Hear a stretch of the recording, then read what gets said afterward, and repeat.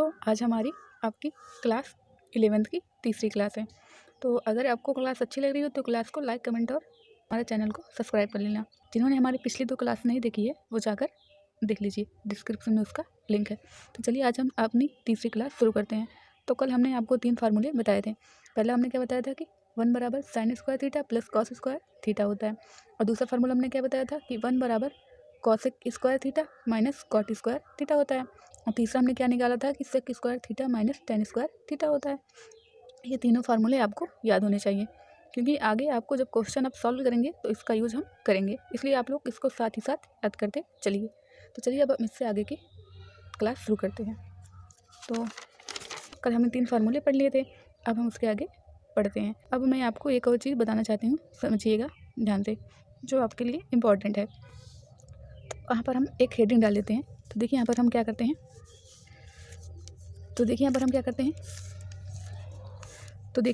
करते हैं एक हेडिंग डाल देते हैं। और हमारा हेडिंग जो होगा वो क्या होगा, वो होगा एल आर थीटा में रिलेशन। ये आपके एग्ज़ाम के पॉइंट ऑफ व्यू से इम्पॉर्टेंट है और आपको इससे रिलेटेड क्वेश्चन देखने को मिलेंगे आगे। तो चलिए हम इसका एल और आर थीटा में रिलेशन देख लेते हैं। तो सबसे पहले आप समझ लीजिए कि एल आर थीटा क्या होता है।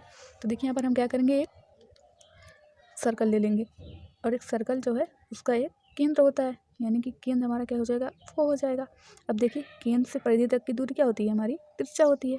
अब देखिए यहाँ से भी हम एक त्रिज्या ले लेते हैं तो क्या हो जाएगा, ये हमारा आर हो जाएगा। तो अब देखिए इसको हम क्या करते हैं, नाम दे देते हैं ए और बी। अब देखिए ए और बी के जो बीच की जगह है ये क्या होती है, हमारी एक अर्क है, यानी कि हमारी एक चाप है। और इस अर्क को हम क्या करते हैं, एल से नोट करते हैं, यानी कि हमारी ये लंबाई हो जाएगी। तो मान लीजिए हमने एक एंगल थीटा पर इसको मानकर चल रहे हैं। तो देखिए यहाँ पर हम एल आर थीटा में रिलेशन निकालेंगे। तो देखिए यहाँ पर हमने इसको क्या माना कि एल है, यानी कि हमारा जो ए बी है वो किसके बराबर है, एल के बराबर है।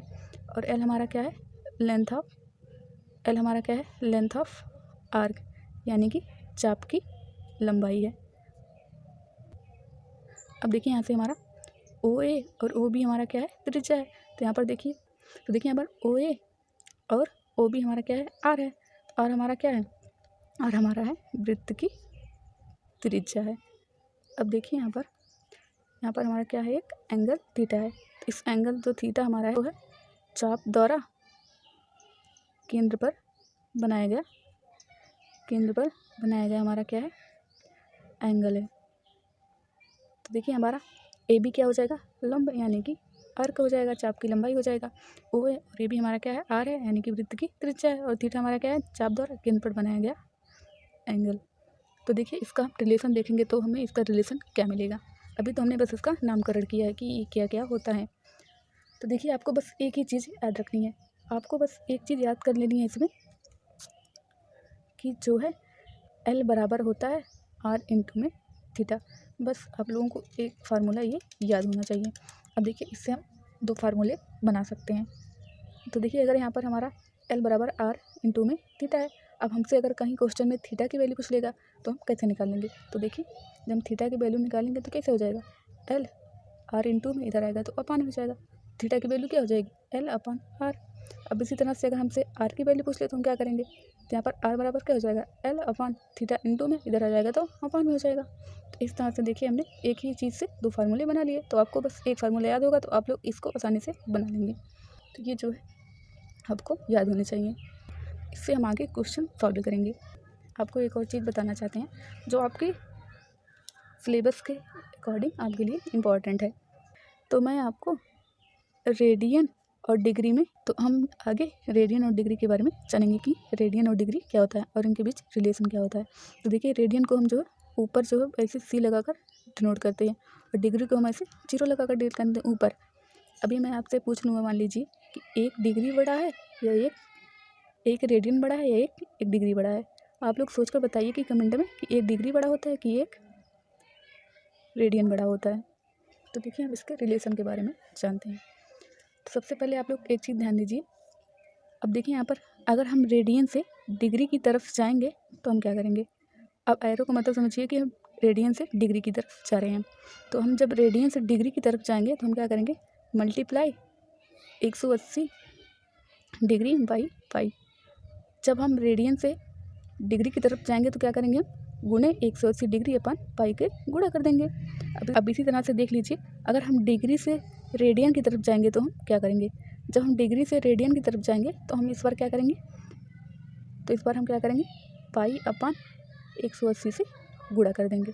यानी कि जब हम रेडियन से डिग्री की तरफ जाएंगे तो 180 अपन पाई से गुणा करेंगे, जब डिग्री से रेडियन की तरफ जाएंगे तो पाई अपन 180 डिग्री से हम गुणा कर देंगे। तो देखिए इसे हम क्वेश्चन 1 देख लेते हैं। तो देखिए इसे हम क्वेश्चन देख लेते हैं कि क्वेश्चन क्या होता है। अब देखिए मान लीजिए आपको क्वेश्चन दे दिया जाए कि 25 डिग्री को रेडियन में मापिए, रेडियन में माप निकालिए, तो आप कैसे निकालेंगे। तो देखिए यहाँ से हमें डिग्री दे दिया, हमसे पूछ रहा है कि इसका रेडियन में माप निकालिए कि क्या होता। हमने आपको क्या बताया कि जब हम डिग्री से रेडियन में जाएंगे तो हम पाई अपन 180 डिग्री से गुणा कर देंगे।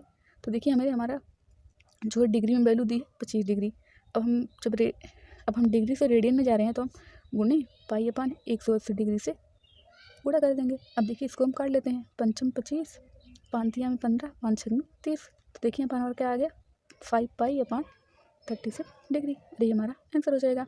तो इसी तरह से आप लोग बताइए कि 240 डिग्री का रेडियन में माप क्या होगा। ये आप लोग कमेंट में बताइए कि इसका माप क्या होगा। कल हम इससे रिलेटेड क्वेश्चन सॉल्व करेंगे। तो अगर आज की क्लास आपको अच्छी लगी हो तो क्लास को लाइक, कमेंट और शेयर ज़रूर करना, और हमारे चैनल को सब्सक्राइब भी कर ही लेना।